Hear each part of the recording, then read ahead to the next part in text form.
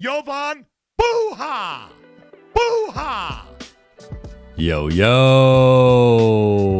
I'm Jovan Buha, Lakers reporter for Buha's Block, and welcome to part 2 of our 2-part mailbag. I just got back from Las Vegas, where I was there for only 48 hours.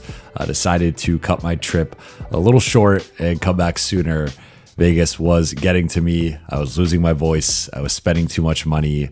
I was drinking a little bit too much and decided to come back a bit earlier. I will have a vlog coming out tomorrow on the trip, so be on the lookout for that. As you guys can tell, my voice is a little raspy still trying to get it back. And a quick shout out to everyone who came out to the Buha's Block meetup in Vegas.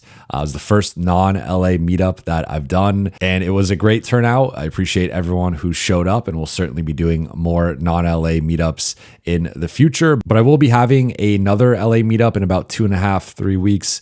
We'll probably do it somewhere more on the east side or closer to the downtown area, because I know it's been a little more west side and mid-city focused so far. So trying to hit as many pockets of the LA area that I can. So I'll be posting more about that soon. But without further ado, let's get into the mailbag. First question from Misty. How much do you factor in Luka's comfortability now that he has had an entire offseason as a Laker in his upcoming season performance? This is, in my opinion, the biggest reason to be bullish on the Lakers going into next season. I think there are several reasons. I think the roster is currently better than it was at the end of last season. Now, how much better is up for debate, and I understand that they probably did not improve enough in relation to teams like Denver or Houston. And of course, OKC is looming as this potential dynasty, this potential juggernaut over the next few years. So I get that, but the roster is better. Then you have JJ Redick entering year 2. You have Austin Reaves entering year 5. You have DeAndre Ayton in effectively a contract year, and with a lot of doubters and critics to silence and disprove. And I like just another year of continuity with this roster, barring a trade here. So there are reasons to be bullish on the Lakers going into next season, but the primary one is the Luka Doncic bounce back. And it's funny to even say that because it's not like Luka had a bad year or a down year as a Laker or even as a Mav. But by his standards, if we go back to the 2023-24 season, which in my opinion is the greatest season Luka's had, or it's up there. Obviously, from an advanced metric standpoint, it's not quite at that level as some of his other seasons, but dude averaged 33.9 points per game, led the league, 9.2 rebounds, 9.8 assists, so right under a 34-point triple-double with 49% shooting overall, 38% on threes, and 57% on twos. So looking at his numbers last year, let's focus on his Lakers numbers, not the Dallas numbers, because I find those relatively irrelevant. So in LA, he averaged 28 points per game, 8 rebounds per game, and 7.5 assists per game. So comparing that to 2023-24, that is a decrease of 6 points per game, about 1 rebound per game, and almost 2.5 assists per game. And of note, he was playing 2.5 minutes fewer per game. But then if we take it to a per possession basis, it's about a 4 point per 100 possession difference, about 2 assists per 100 possessions, and about half a rebound. So the rebounding was affected most by the playing time, but the assists, there was a decrease. The points, there was a decrease.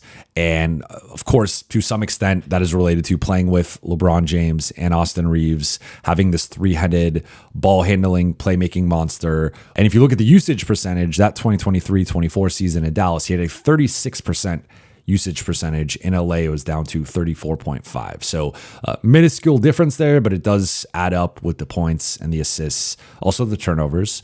So like if we assume he gets back to more where he's been at in Dallas, and looking prior to last season, his previous usage percentages, 36%, 37.6%, 37.4, 36, 36.8. Those are the last 5 seasons prior to last year.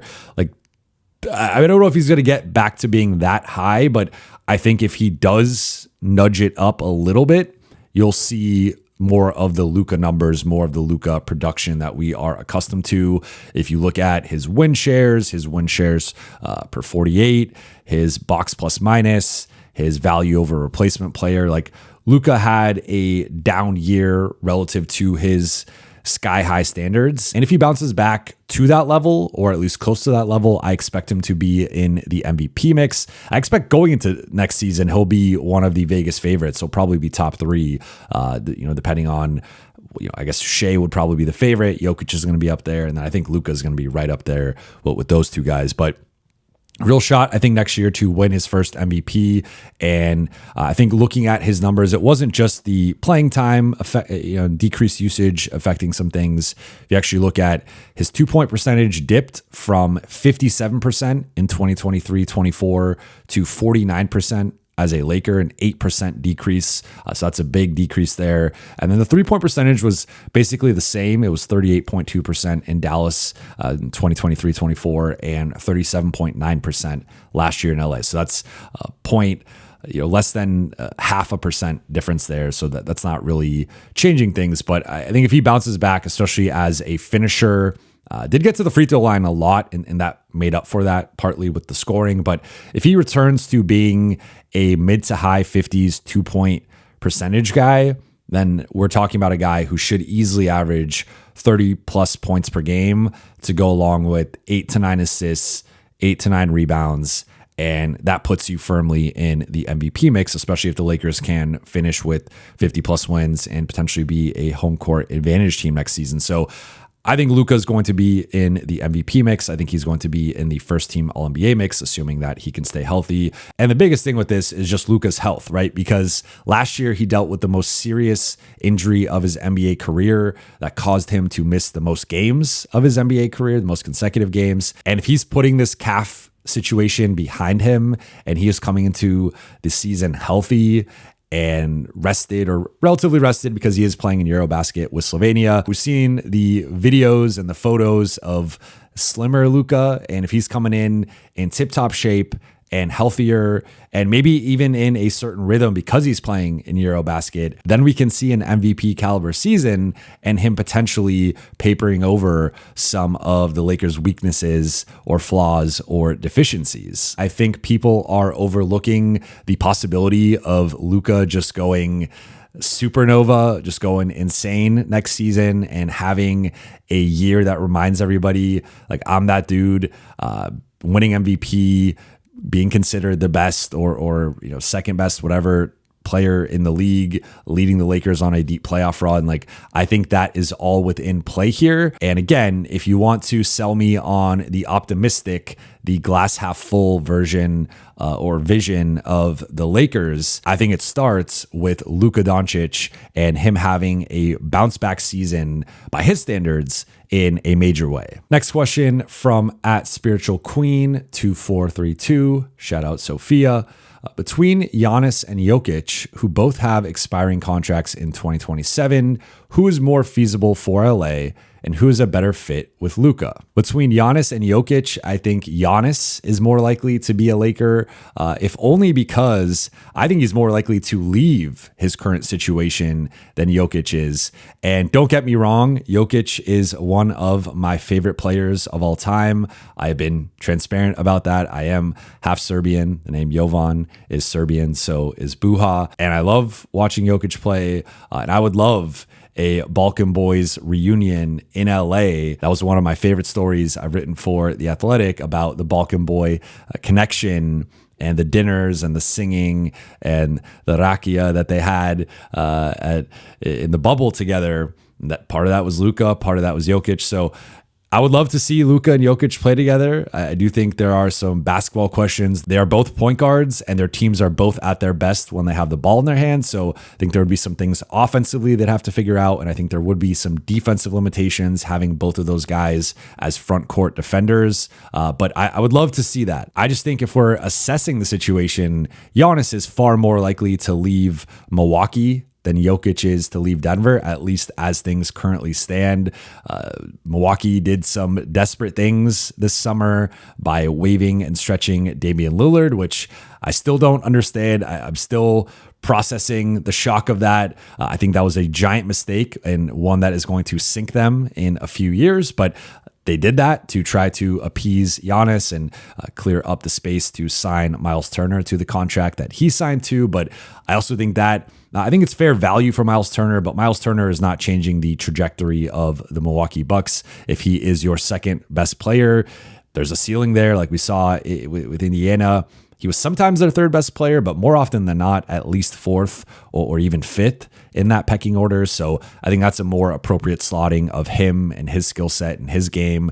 So I think Milwaukee is like they might be able to keep Giannis happy through the trade deadline or through the rest of next season. But I think come next summer, when they likely lose in the first round and potentially in like a 4 or 5 game series, Giannis will have to have a difficult conversation with himself about his basketball future and what he wants to do. Whereas Denver, I think Denver right now is the second best team in the West. I think they've had an awesome offseason. The Cam Johnson trade, I think, is just straight up better than Michael Porter Jr. and going to be a better fit. He's a more consistent player who could do more with the ball in his hands. And I also think he's better defensively than MPJ and is just not going to float the way that MPJ would float at times. So you got that. You got Bruce Brown and Tim Hardaway Jr. on minimum contracts. There was some drama with the Jonas Valanciunas situation, but that seems to be resolved, at least for now. So I think that's a much better bench. You also have some of the young guys who started to show some signs of life later in the season and a little bit in the playoffs. So I'm really high on Denver. I think they're ahead of Houston for me in my personal West rankings, and I have them number 2 overall. So I think Denver's going to have another strong season where they at least make the second round, if not maybe conference finals or finals.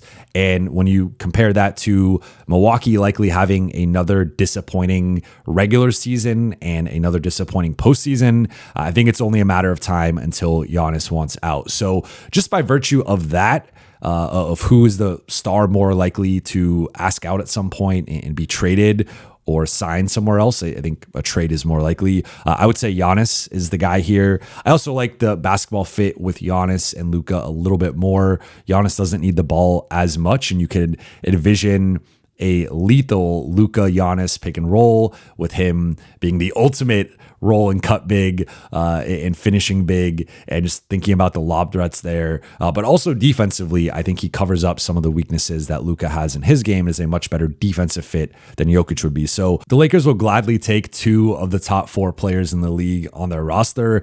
That is like Kobe, Shaq level, LeBron, Wade, Steph, KD. You rarely get 2 players of that caliber on your roster at the same time. And if LA is able to land Jokic or Giannis with Luka, they can claim that. So I think, again, it's a great choice in either direction. But I think Jokic, especially with some of the moves Denver made and the way that they are set up over the next 2 to 3 years, is more likely to stay there versus Giannis. And I know there's going to be some people watching this mentioning the contract extension with Jokic and the fact that he declined that. But of note, him declining it and signing it next summer allows him to add a 4th year to it, because right now it was just a 3-year extension. So if he signs it next summer, he can add a 4th year to it at $77 million. So it's really a matter of almost $80 million additional dollars for the extension. And all indications are right now that that's why he did not sign it. It was not a matter of him not wanting to be in Denver. It was not a matter of him being displeased with the roster. It's about he could add a 4th year and an extra $80 million. If he declines it next summer, that's a totally different conversation. But for now, it seems like Giannis is the one more likely to leave.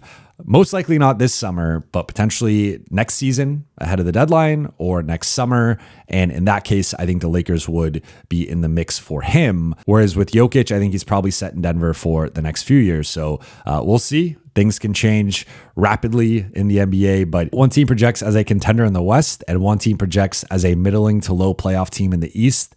And that alone, to me, indicates one guy is far more likely to be available soon. Next question from @Mario Martinez, IT7HQ. Jovan, the man, is there any way that Luka passes on signing the extension? So there's been a lot of talk and dissection of this ESPN story from Brian Windhorst and Ramon Shelburne about LeBron and the Lakers and Luka and just all the different dynamics at play currently and projecting ahead.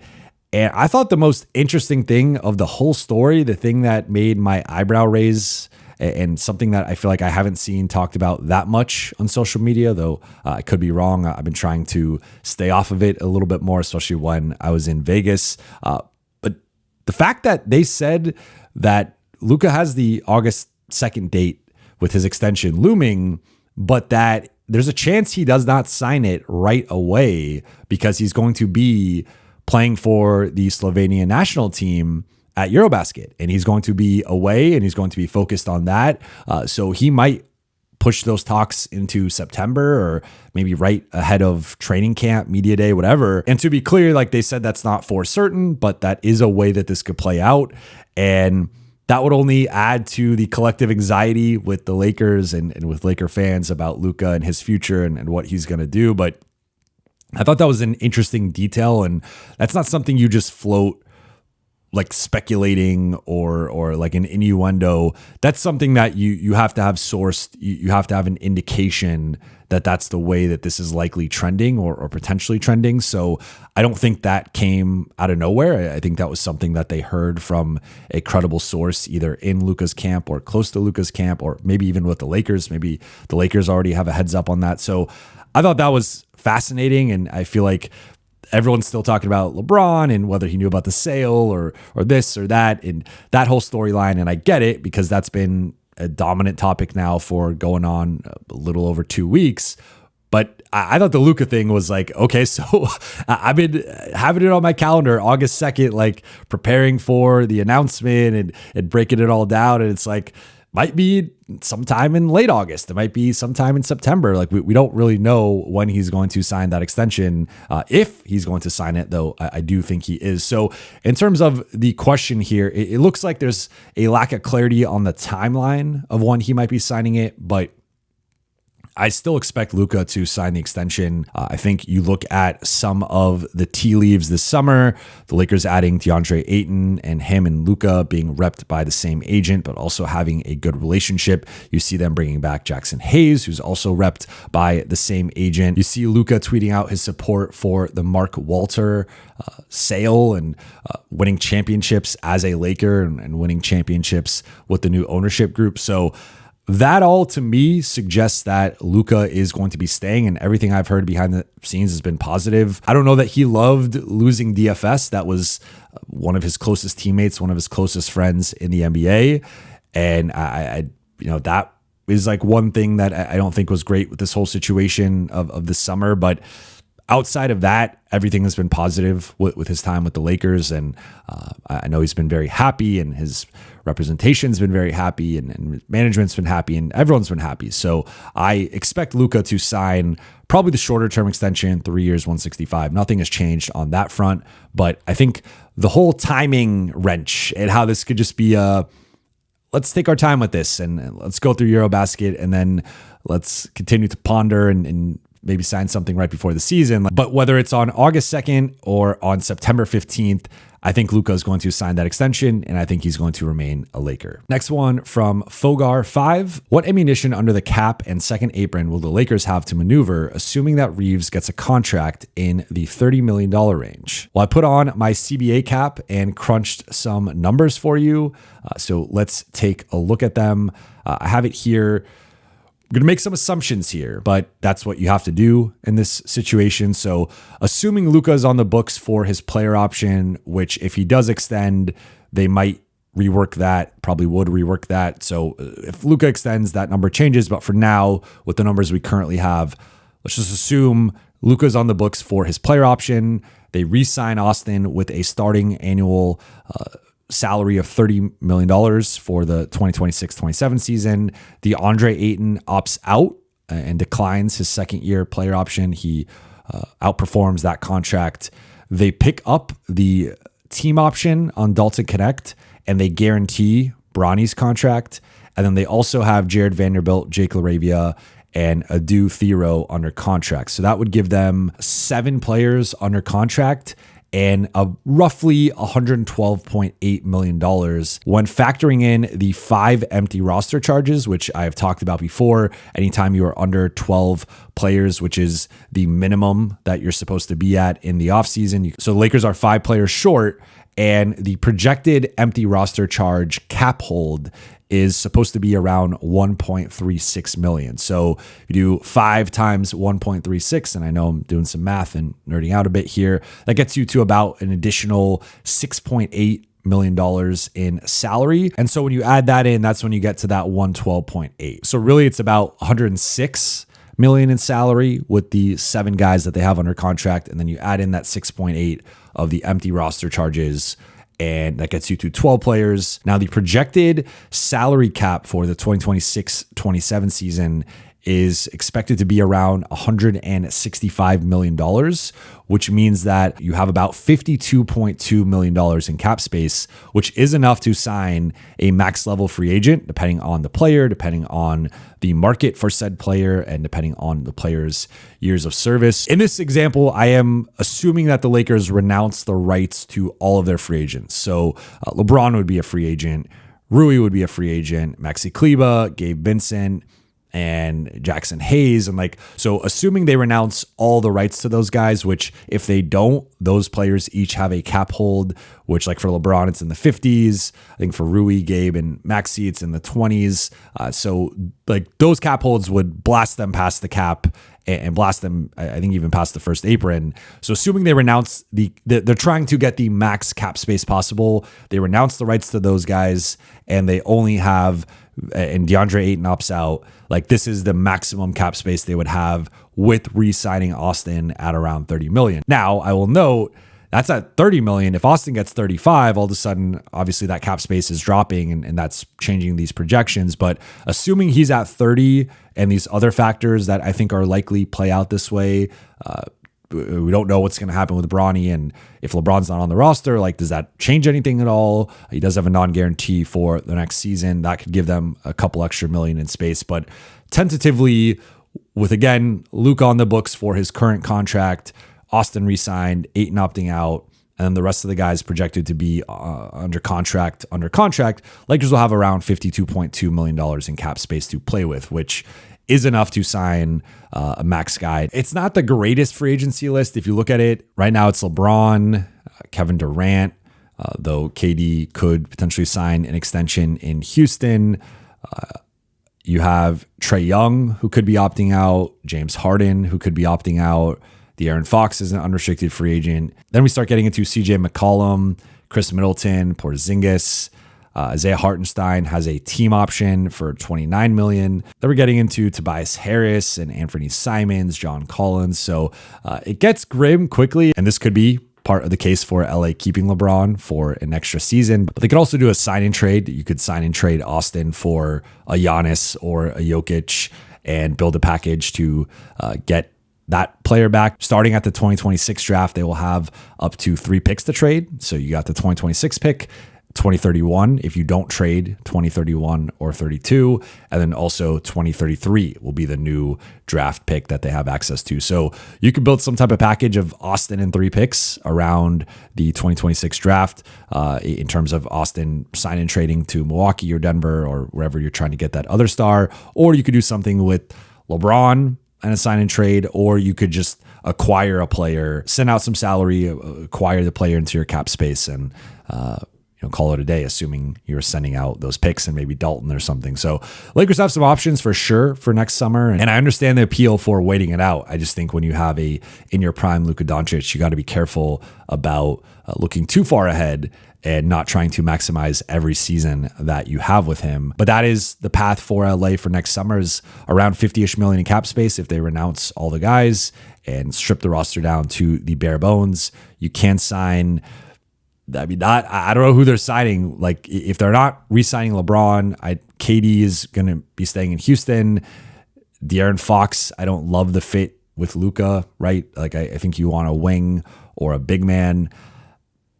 It's just I don't see it. So I think it's either a trade or maybe you're signing a bunch of 1-year deals, or like they're gonna have to figure that part of this out. But that is the cap space breakdown for next summer. Next question from Papadillas 2630. Even if AR and Luka as a combo isn't the best backcourt archetype, isn't it smart to also consider signing him next offseason for the sake of chemistry and continuity? Something lots of Laker fans don't consider, especially when looking at the finals we just saw. Assuming AR continues to improve, of course. Yes, this has been part of the argument I've been making for keeping Austin separate from how high I am on Austin and how I think he will still be an awesome value on a $30 million deal or a $35 million deal. But the chemistry and continuity, and let's see what this looks like in year 2 between Luka and Austin. And really, we haven't even reached the 1-year mark of those two guys together. So this is still in the nascent stages of what those two can be. And I've made this point countless times before, but Luka has worked next to secondary ball handlers and playmakers and scorers who have some defensive limitations in Jalen Brunson, who is not New York Jalen Brunson in Dallas yet, and Kyrie Irving, who of course is at a higher level than Austin, a much higher level, but I would argue is not the defender that Austin is. Comparing him to Jalen Brunson and Kyrie Irving defensively, I think he is notably better than both of those guys. And I think there's a path for this to work, assuming the Lakers can build the right roster around Luka and Austin.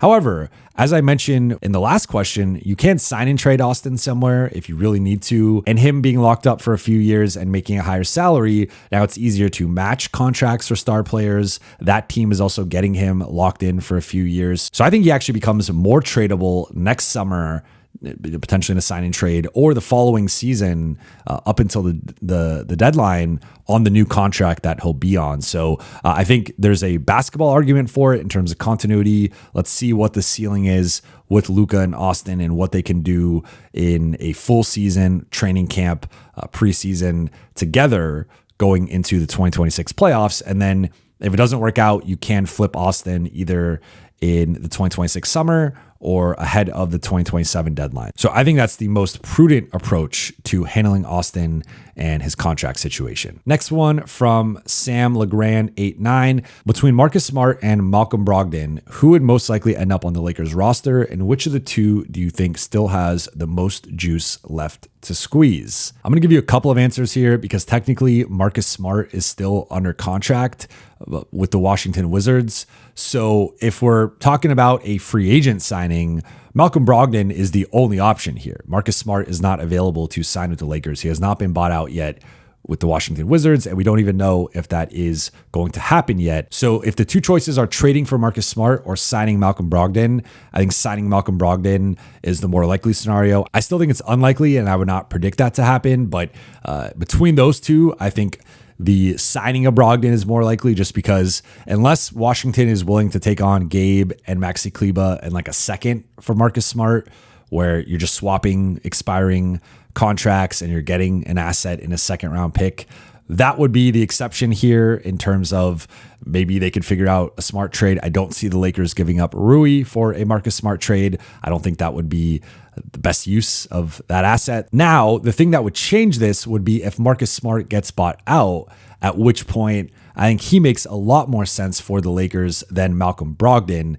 So in that case, I would actually say if they're both free agents or Marcus Smart's a buyout guy and Brogdon's a free agent, at that point, Marcus Smart makes a lot more sense because of his defensive capabilities, his defensive versatility. He's a guy who could guard either backcourt spot and even some threes, whereas Brogdon is more of like an average-ish to below average defender, sometimes a defensive liability. So I would heavily lean toward Marcus Smart making a lot more sense and being the better candidate here. It's just as things stand, he is under contract, so he cannot, he's not eligible to sign with the Lakers. But if he does get bought out, again, I think he leapfrogs Brogdon in a major way. Now, in terms of who has more juice left to squeeze, I think both guys have a lot of juice. I lean Smart because he's one of these guys to me that is fueled by some of the critics and the doubters saying that he's washed or that he'll never get back to playing like the way he did as a Celtic. I feel like he feeds on external motivation more than Brogdon, and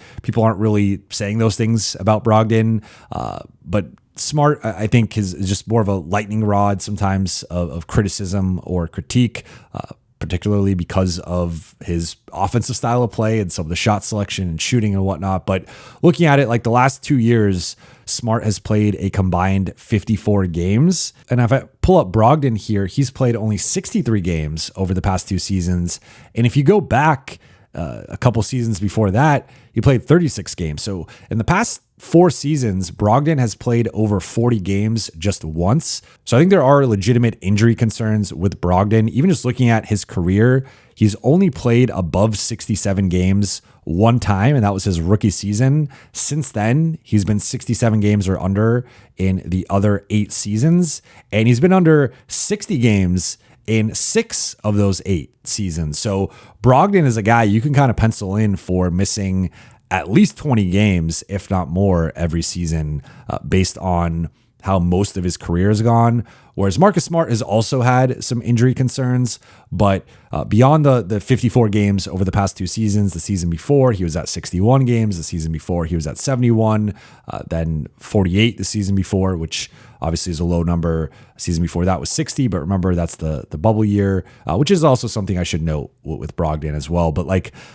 Smart has a season where he played 80 games, a season where he played 79. Those were earlier in his career. Like both guys come with injury concerns. I just think Brogdon comes with a more extensive injury history and a more concerning injury history. Between these two, I think Smart is the better fit. I think he's the better player. And I think he has more juice left in the tank. So there's a way to get Smart. That would change how I view this offseason, assuming it's a buyout / free agency type situation.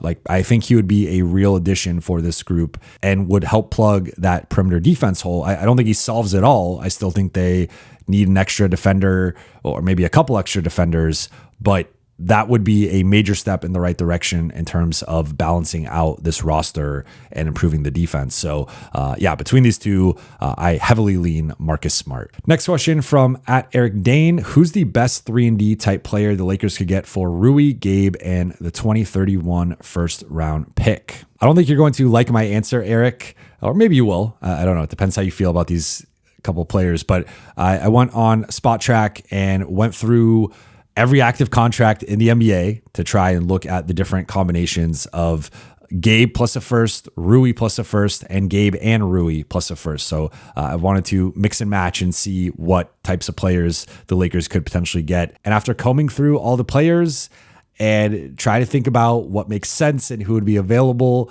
I came up with 2 guys, Andrew Wiggins and Miles Bridges. And I've already been on record saying I think Rui plus a first for Andrew Wiggins would be an overpay. With Miles Bridges, you get his complicated off-court history, and that's something that you're probably going to have to answer to and talk about, and that's going to be its own distraction and baggage that follows him. But either one of those guys, like I think is an upgrade over Rui, and that's where you could talk me into a first. I think that's too much though.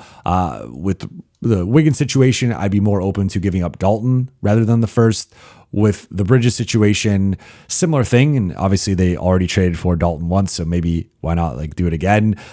But those are the 2 guys in that price range. Otherwise, I just don't like, some names going through it here. I don't see that being enough for a Herb Jones. I don't see that being enough for an OG Anunoby, a Brandon Ingram. Could you get a Michael Porter Jr.? But do you really want to do that? Do you want to give up Rui and a first for MPJ? Maybe. But MPJ just got attached with a first for Cam Johnson. So but going through it again, you're not getting Jalen Johnson. You're not getting Trey Murphy.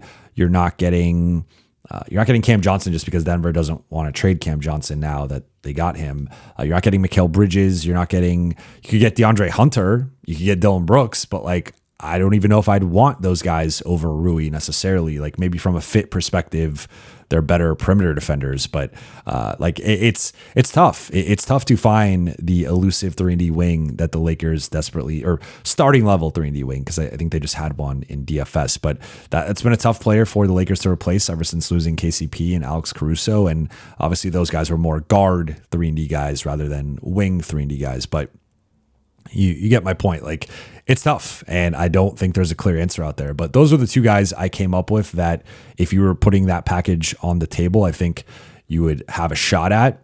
But I don't know if they're worth the first round investment, if we're being honest. Like I do like Miles Bridges' game. I think he's a good player. I think he would help, and I think he is an upgrade over Rui. I just don't know if it's enough of an upgrade, and I don't know if his defense is quite at the level that you would want it to be compared to some of the other options in a similar price range that are not available. And so those are the couple of the names I could come up with.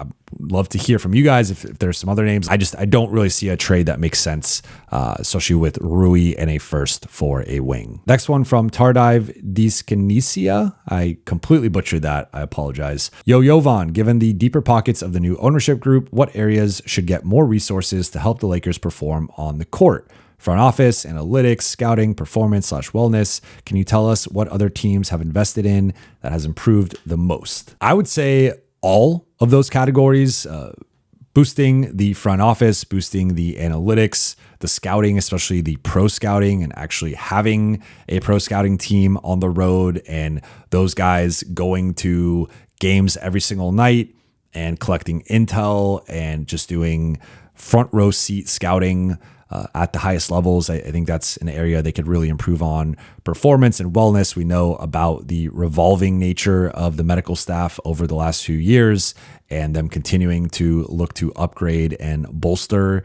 that department. So I think all 4/5 of those departments could use a boost. I think it's really about getting spending for quality, but also increasing the quantity. So I think it's twofold here. I think you have to go get the best of the best and improve each department, or maybe that's giving certain people within these departments promotions and paying them comparable rates to the other top franchises. But also it's just getting quantity in there. That's been the biggest change, I think, over the last decade and a half in the NBA, is that front offices are now 4, 5, 6, 7 people deep in terms of high-level decision makers. Analytics departments are deeper, and I know the Lakers have invested over the last couple of years in their analytics department and have revamped it. But the scouting, again, I think on the college and G League level, they have done a really good job. But on the pro level, I think they could do a much better job. And I think that's partly why they have botched so many of their veteran minimum signings and struggle to find the same hidden gems that they find in the draft or in the G League with their pro level scouting, because they are behind in their pro level scouting. So I think that's arguably the biggest area, in my opinion, that they can improve on. But the performance and wellness, we know about the injury stuff over the last 2 years, and guys always ramping up forever, and the timeline's not always aligning or making sense or whatnot, or update in 2 weeks, then we don't get an update, or this guy's gonna be back in 2 weeks and then he's not back in 2 weeks, and we don't have to rehash all of the injury stuff. But those are all areas that the Lakers can stand to be better in. I think the front office one is the big thing, adding another voice or two below Pelinka that he likes and that he trusts, but also has a say and maybe has a differing basketball opinion or viewpoint. Or really, I think the big thing here is adding more voices from outside the organization. I think they've been very insular and very familial, and it's all about, do you have a tie to the Showtime Lakers, or do you have a tie to the Kobe Shaq Lakers or the Kobe Powell Lakers? And do you have a tie to the organization in some way?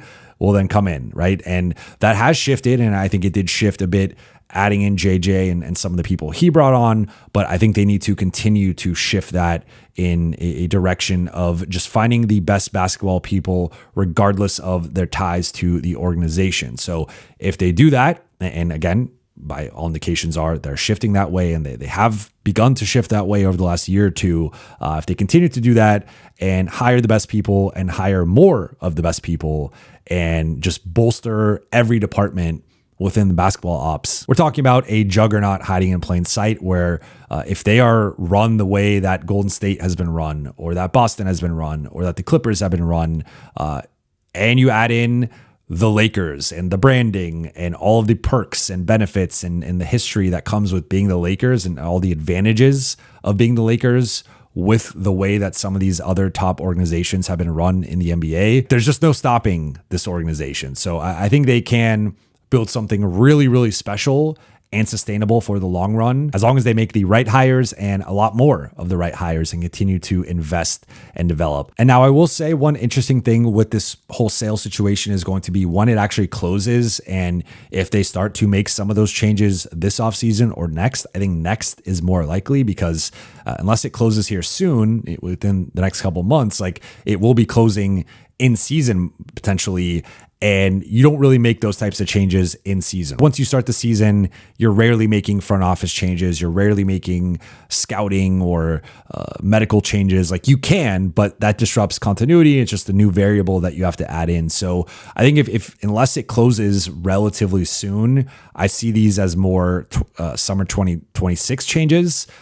And maybe again, there's some changes during the season, but for the most part, teams turn over their staff or add to their staff in the summer. So again, we got a couple months here to see what changes they potentially make. But if not now, I think we're looking at more likely summer of 2026. Next one from @FPendleton1922. Your thoughts on Darius Bazley and Cole Swider? I like both of them. It's unfortunate that Bazley is not eligible for a two-way contract because he was drafted in 2019. And to be a two-way player, you can't have more than 4 years of service in the NBA. So Cole Swider, this is his last season. He's eligible to be a two-way player as there is some honking outside at my apartment building, and apparently it's getting a little heated. But with Swider, I think we know he is an elite shooter. He is one of the best shooters in the NBA. That is his NBA skill. I think the questions remain with him of just what else he can do. I think he's gotten better at getting out and finishing in transition. I think he's gotten better at attacking closeouts, and I think he's gotten better defensively and as a rebounder. Like I think he's in the best shape of his career. I recently talked to him a couple weeks ago, and he lost some weight, and he got a nutritionist and changed his diet and was testing his food and sensitivities and stuff. So like he's in the best shape of his career. And I think we've seen he's had some awesome games for the Lakers and been one of their better players in Summer League, which he should be. There have been several games where he's been their best player, or at least their best offensive player, which is important. And he has looked like an older guy in Summer League, which is what you want to see. I just think there's a limitation to his defensive upside. And so I don't view him as an NBA roster player currently. I think depending on the Lakers' two-way options, he could make sense for the third two-way spot, or maybe we don't know what happens with Dixon after this knee injury that he's dealing with. Maybe he ends up replacing him and then they sign someone else for another two-way spot. But I think he's more of a two-way guy right now rather than a 15-man roster guy. Now, Bazley, again, ineligible to be a two-way contract guy. So he's either a 15-man guy or a G League guy or just out there in the ether, not signed anywhere. And he's made a compelling case to me. I really like Bazley's game, and he's gone through this metamorphosis of coming in. He was more of a big wing, almost like a tweener. He had the athleticism and speed to play the three, but more the size and length to be more of a four. And I think he's been impressive for the Lakers. He has a level of athleticism and speed that at that size is just remarkable. His ability to close out and just shoot the gap and really disrupt guys, both blocking shots, but contesting closeouts. Also his ability to get out in transition, both as a finisher, but really as a ball handler. Like a lot of grab it and go and just going coast to coast. And his ability to attack around the elbows or in the short roll. He's had a lot of impressive drives. He's averaging almost 9 free throws per game, averaging over 9 rebounds per game, almost 3 blocks per game. So I think I'm not quite sure what he is, and I've been trying to figure it out. Like I see some Anthony Randolph in his game. I see some Lamar in his game. I see some Vando too, which is like the chaotic nature of how he plays and how disruptive he is. He's been very disruptive defensively. I thought he defended Cooper Flagg the best of any Laker in that game and was really doing a nice job sticking with him and contesting his fadeaways and him trying to create separation. So he's this multi-positional guy defensively who can protect the rim, can protect the defensive glass. He could switch, so that fits into JJ's defensive schemes. And offensively, he can dunk, he can get offensive rebounds. I think much more of like a roll and cut big.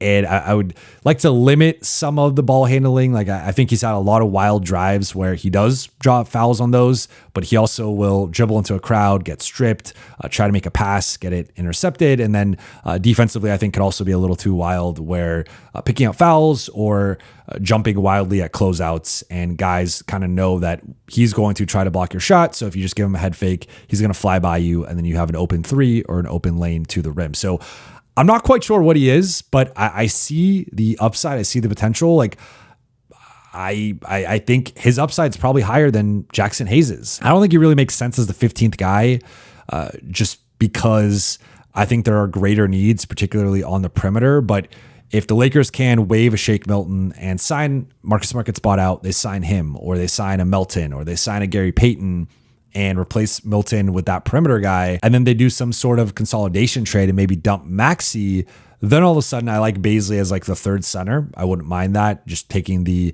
and maybe even do some sort of partial guarantee or non-guarantee nature to his contract. I don't mind taking a risk on him as a third string level center. I think there's some clear upside there, and you just can't teach that combination of skill and instinct and size and length and athleticism. Like there's a reason why he was a highly touted prospect coming into the NBA, and it hasn't quite put it together yet, but I see it. I'm high on Bazley as a back-end roster player, and if there's a way to add him that makes sense within the context of what LA has, I would strongly consider that. At a minimum, I think he should be on the South Bay team if another team doesn't come in and swoop him up, but he's been a game changer defensively. He just plays with this verve and this just speed that, again, for a big man, is unique. Final one from Littlefoot2477. Are these new wave of offseason buyouts a new trend with the CBA or possibly a short-term anomaly? I think it's both, though I lean more short-term anomaly. And the reason I lean that way is because these buyouts, in my opinion, are